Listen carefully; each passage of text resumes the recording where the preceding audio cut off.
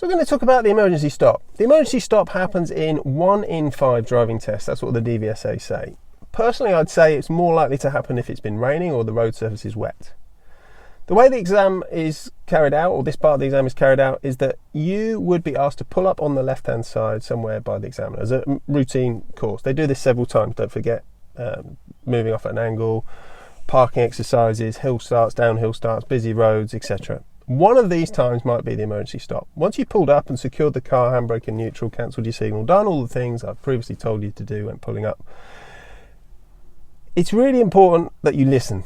You're quite nervous at this point because the examiner's going to say, okay, what I'd like you to do is the emergency stop exercise. So what I'd like you to do is to drive on as you would do normally. Now what this means is drive at a normal speed and drive safely. I want to keep driving normally until I give you the signal to stop, which will be when I raise my hand and say stop. All right? So when you press the brake, you press the clutch down second.